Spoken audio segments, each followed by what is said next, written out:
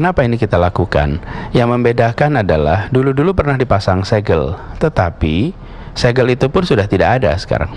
Tidak mungkin ada IMB sebelum ada rencana tata ruang, dan hari ini belum ada rencana tata ruang. Karena itu yang mau kita lakukan adalah menata seluruh kawasan utara Jakarta. Kita mengikuti semua ketentuan tentang reklamasi. Reklamasi ini diatur lewat Perpres nomor 52 tahun 95. Dalam Perpres itu diharuskan ada badan pengelola reklamasi. Badan pengelola reklamasi ini yang membuat semacam master plan atau roadmap tentang pengelolaan hasil reklamasi. Nah, kemudian Pemda diharuskan juga membuat perda tentang rencana tata ruangnya di situ, rencana zonasinya, mana wilayah perkantoran, mana wilayah residensial, perumahan, mana ruang terbuka hijau, mana jalannya, mana ruang terbuka biru, mana fasilitas sosial, fasilitas umum. Jadi itu semua sekarang belum ada. Jadi hamparan tanah seluas 300 hektar lebih di Pulau D itu belum ada rencana tata ruang di sana. Nah, kami akan meluruskan seluruh proses ini. Badan pengelolanya dibentuk, membuat kemudian roadmap penataan kawasan utara kawasan utara Jakarta, kemudian perda tata ruangnya ditetapkan, baru dari situ ditentukan kegiatan apa yang bisa dilakukan. Jangan dibalik. Kalau yang sekarang terjadi adalah lahan kosong sudah dibangun, banyak bangunan. Kalau saya tanya misalnya, kenapa bentuk jalannya seperti sekarang? Mendasarkan pada apa? Tidak ada jawabnya. Ya mendasarkan pada perancangnya saja. Mengikuti aturan kota, belum ada aturannya. Mengikuti rencana tata kota, belum ada. Di tempat ini, rencana tata kota belum ada, tapi justru sudah dilakukan pembangunan. Di situ kemudian kita tegaskan, hal seperti ini tidak bisa ditoleransi lagi. Di akhir segmen sebelumnya, Pak Bestari bilang, Pak Sarif, mana itu tim yang besar itu bisa beresin raperda, zonasi dan sebagainya sebagai dasar hukum yang kuat? Ditanya Pak Sarif. Ya, ini kan persoalan reklamasi harus disadari bahwa ini persoalan sangat kompleks ya. Sangat-sangat kompleks, maka diperlukan pendekatan yang sangat juga kompleks. Nah, resource ya, sumber daya yang ada di Pak Gubernur itu dari kepala dinas dan kepala SKPD sampai hari ini saja belum selesai untuk ditata ulang, direform. Beban tambah baru lagi keinginan Pak Bestari, bagaimana reklamasi ini diselesaikan dengan bentuk percepatan, misalnya Pak Bestari ya. Tanggal 4 Juni yang lalu kan sudah terbentuk BKP, ya kan.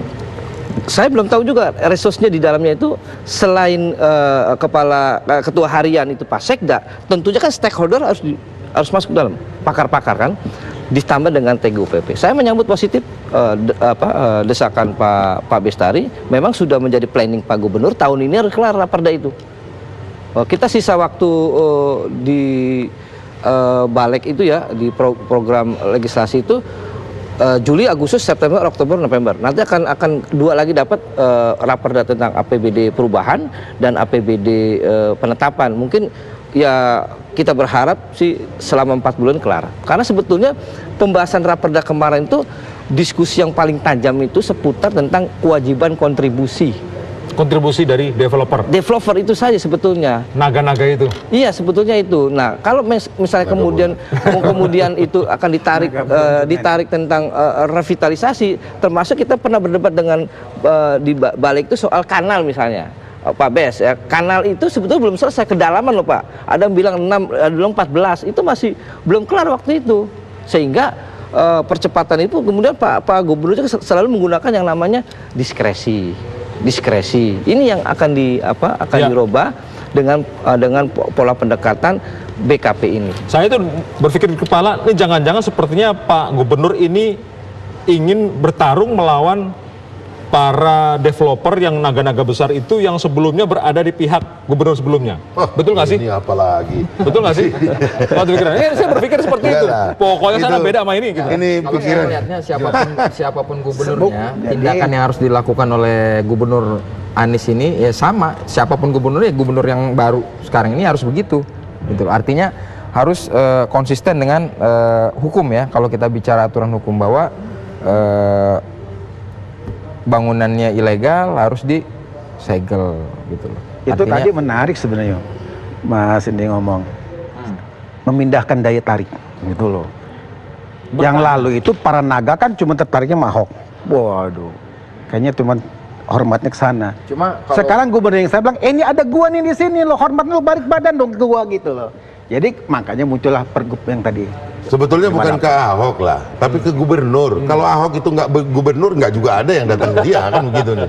Sama dengan Pak Anies sekarang. Itu jadi bohirnya Ya kan? gitu. Nggak mungkin lah Pak Anies Cuman datang bawahnya ke Ahok tuh masih nempel di sana gitu kan. Masih nempel, Pak Anies bilang, ini ada gua di sini dong, harus balik badan diganti biar dulu. gua dong. Nah, gitu tuh. saya udah baca pergub yang baru itu tentang Badan Koordinasi Pengelolaan Reklamasi. Cuma saya ngelihat kok sepertinya kurang ya keterlibatan masyarakat. Nah, kita berharap Masyarakat yang mana nih? Ntar pertanyaan seperti ini. begini. Pertanyaan Enggak, banyak. maksudnya masyarakat yang terkena dampak langsung ya dari adanya Pembangunan itu. Iya, artinya stakeholder lah.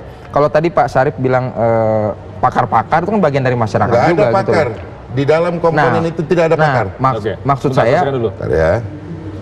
kalau kita bicara konsep partisipatori ya, bahwa kan filosofinya kan bahwa separuh keberhasilan pembangunan itu ketika perencanaannya matang. Nah, dari mulai perencanaannya harusnya masyarakat juga ikut terlibat gitu, Dilibatkan sehingga, di situ. Ini mungkin sehingga saya- tidak hanya datang dari atas gitu loh, kira-kira begitu.